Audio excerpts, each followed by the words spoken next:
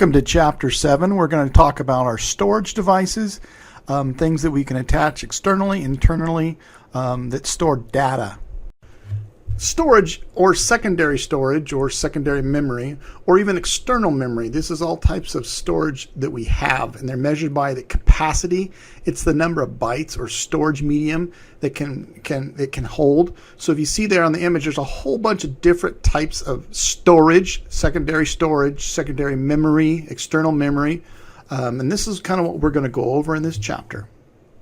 A storage device is something that basically you can store, record, and retrieve items to it into this media device. You see on the image here, I have taken the image has taken the cover off the top of it, and this is usually an internal hard drive. It's an older one. It's not a static, meaning there's movable parts. You see that little sharp point, that's the head, and then there's the motor for the head and the controller, and the platters are the round discs that look like CD-ROMs, and then there's the casing. The pointy heads are where you write or read the information onto the platter. Okay, so the process of transferring the bits to the secondary storage. Primary storage is always memory. This would be a secondary storage right here. A storage device is something that basically you can store, record, and retrieve items to it into this media device. You see on the image here, I have taken the image has taken the cover off the top of it, and this is usually an internal hard drive. It's an older one. It's not a static, meaning there's movable parts. You see that little sharp point, that's the head, and then there's the motor for the head and the controller, and the platters are the round discs that look like CD-ROMs, and then there's the casing. The pointy heads are where you write or read the information onto the platter. Okay, so the process of transferring the bits to the secondary storage. Primary storage is always memory. This would be a secondary storage right here. Like we talked earlier in the chapters, you don't want your CPU to slow down.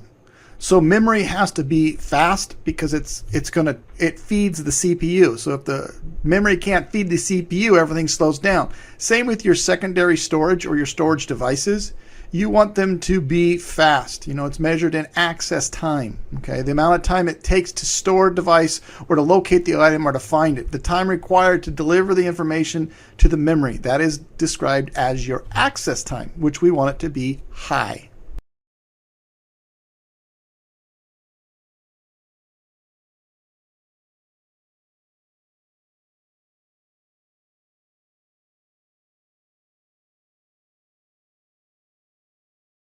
A hard disk contains one or more circular platters, and we showed you in the last slide, and here's the platters themselves with what they have as tracks, just like your old record player did. Sectors, a section, and there's clusters of groupings of them. Okay, and you notice there's several platters stacked, and they all have read-write heads on them for each one. So it's very highly organized. We call this basically your hard drive's going to store data on here, but it can store data using longitudinal recording. Basically, it's perpendicular recordings on the platter. So it's in the circular track. So if it has to look for something, it goes to a track, a sector, and it can find it. So when you originally get your hard drive or you get a new USB, it asks you to format it. And what it's really doing is taking that platter, your image there, and dividing it into tracks and sectors, clearing everything that might have been on there, and putting brand new track and select sectors in there so that your operating system can basically store and locate the data and information on the disk. As these read-write heads line up over the platter, we do have some issues if dust or hair or smoke get in between the platter and the read-write heads. We call it a head crash. That is basically where your read-write head kind of goes into the platter and causes problems on its surface.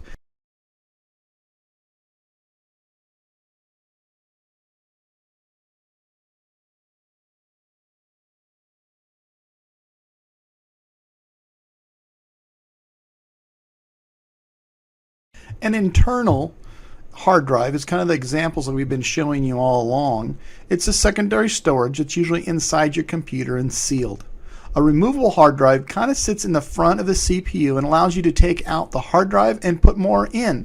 So let's say you wanted to have a class and teach on Linux operating system. You could take the hard drive out, put a Linux bootable hard drive in the front of a removable hard drive system, turn the computers on, you can run Linux. Shut them down, you can replace them back with a Windows. Okay, so that's kind of some of the reasons for using removable hard drives. And then you have your solid state drive, which is no different than your internal. However, it doesn't have moving parts, and most computers are going this way. You're going to have a video coming up soon on the difference between the solid state and the old hard drives that we have, but they definitely are a lot faster, they're quieter, they're smaller, and they're ideal for laptops and for tablets. External hard drives are used for usually when you have mobile data. Let's say you don't have an assigned computer at work, so you can save everything to your external hard drive, usually gone through your USB, just plug it in. I use it at home for my photos because I worry that my computer at home hard drive will go bad, so I back everything up on an external hard drive. You also have your network or your personal cloud hard drives that you can put on your own network at home, so you can have movies that you can stream, or you can have music. It's basically your own cloud system, but at home. Flash memory we've covered several times in here, but that's also a form of secondary storage, either through a card or a USB device.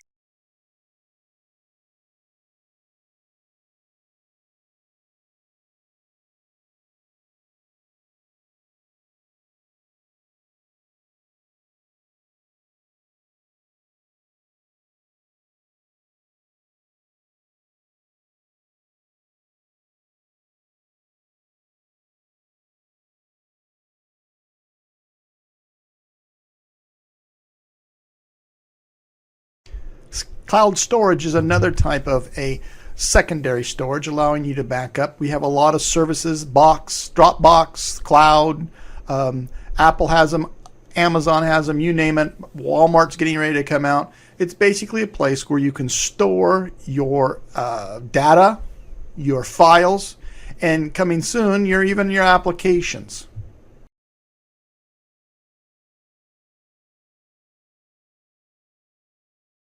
Optical discs are now being used more for long-term storage and backup of data.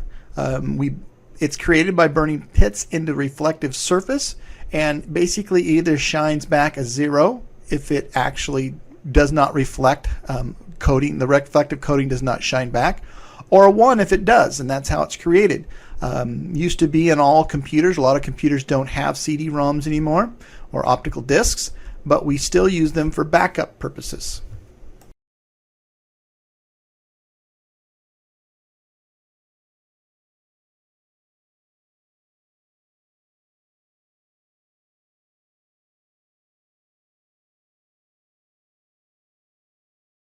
The slowest form, but another reliable form, is our tape backup. It happens to be very linear, so you can't jump like you can to a CD-ROM to anywhere you want to. But for long-term storage, again, it's better for long-term backup of major networks than even a CD-ROM. You're starting to see them on your credit cards, but smart cards with the chip built in are they're becoming very popular now with internal memory built right on the chip. And in 2 slides, you're going to see a video on their uses and what you can do with them.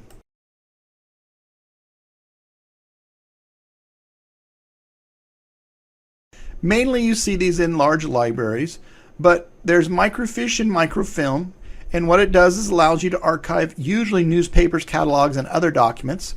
You need a special type of reader that's going to blow up the documents large so that you can see them.